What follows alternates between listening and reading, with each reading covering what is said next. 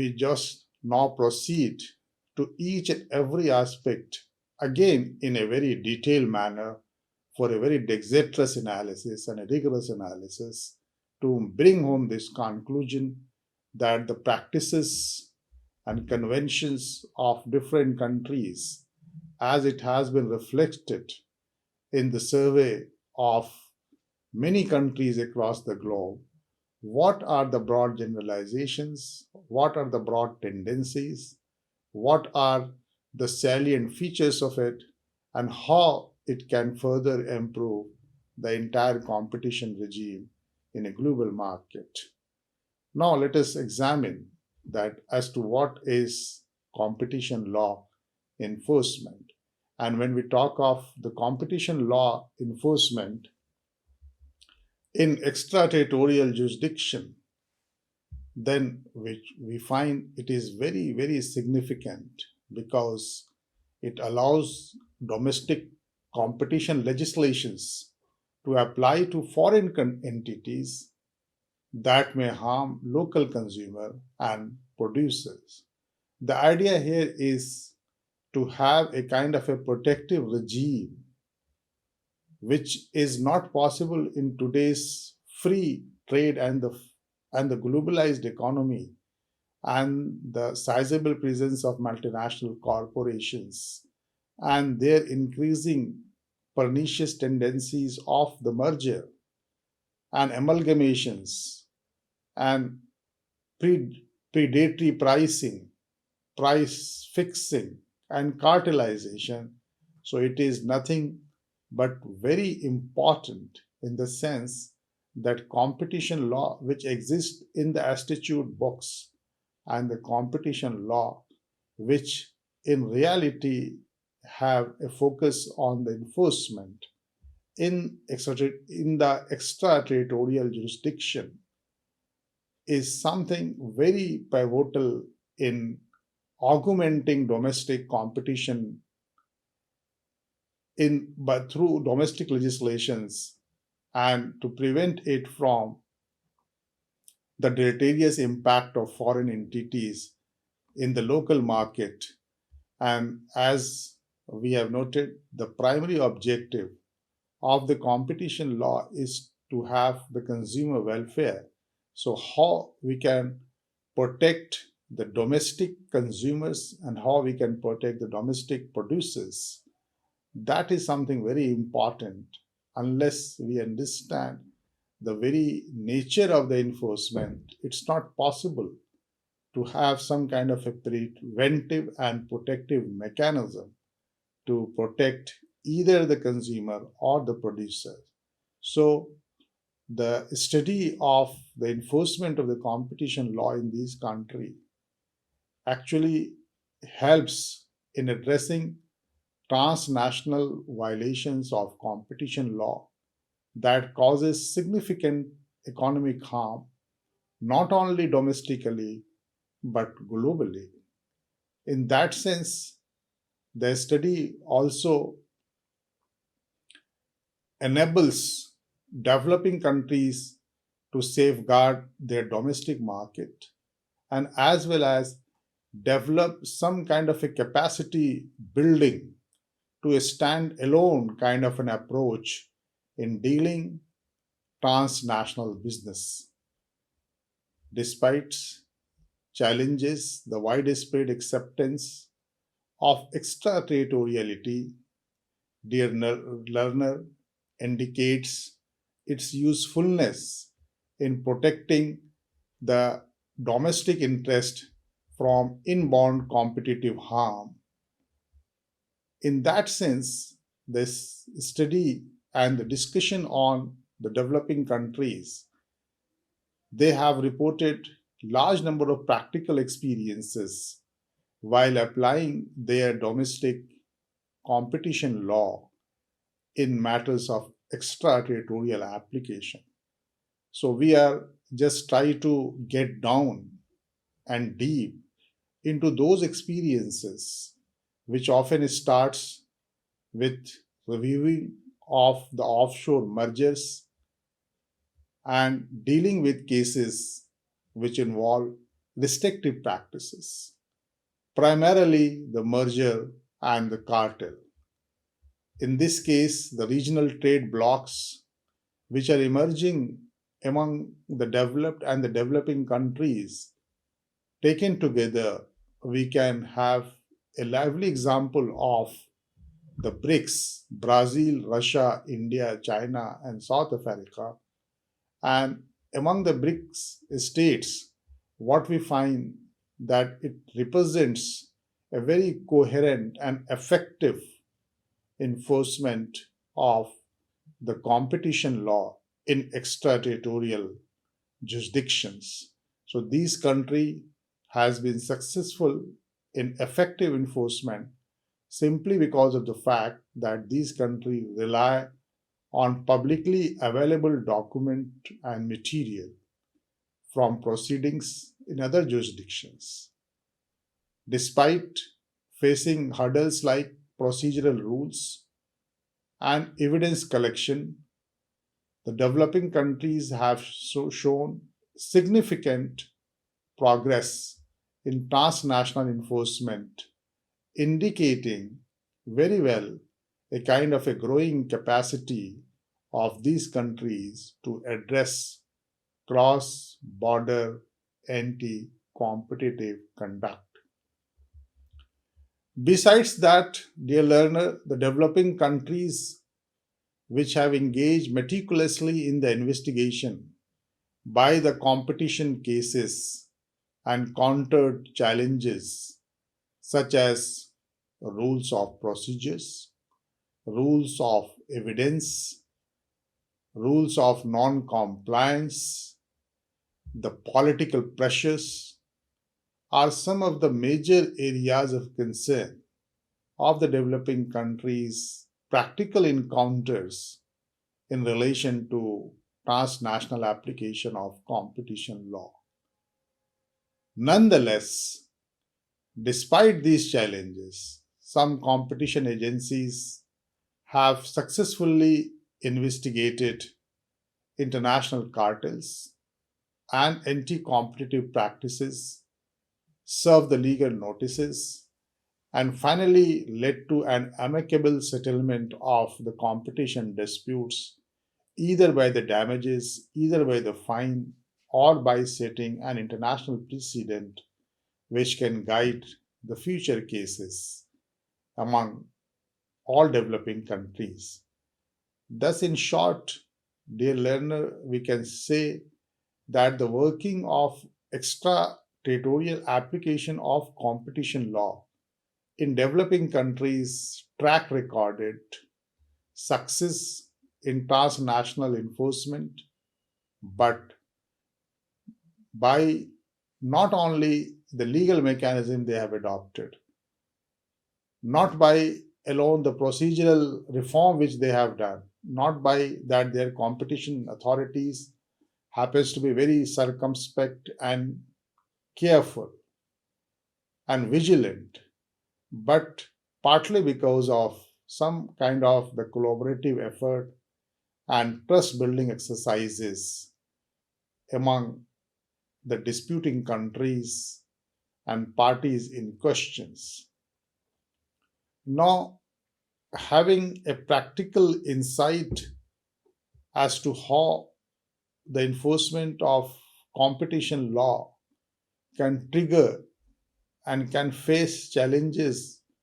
of enforcement in the developing countries,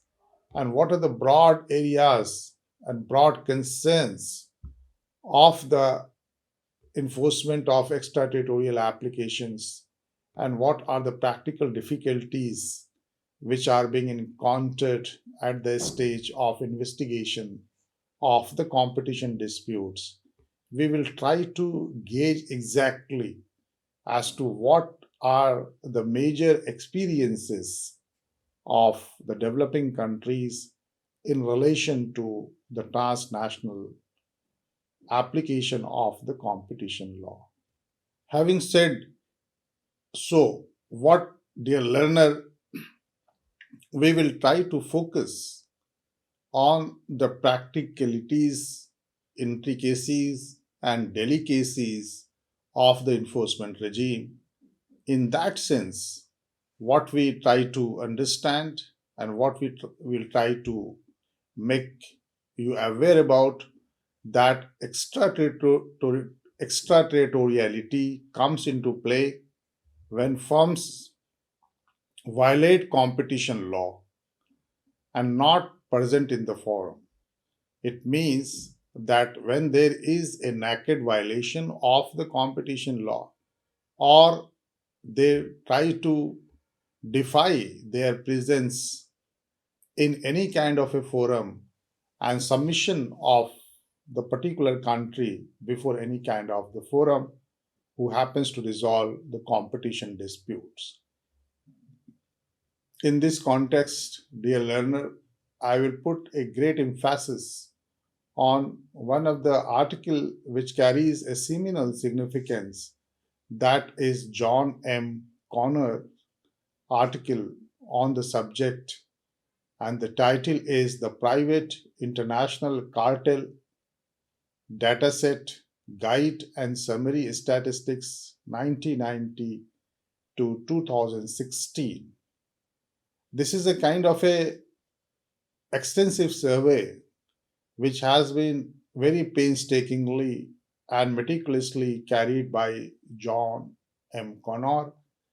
and it encompasses almost 26 years of the experiences,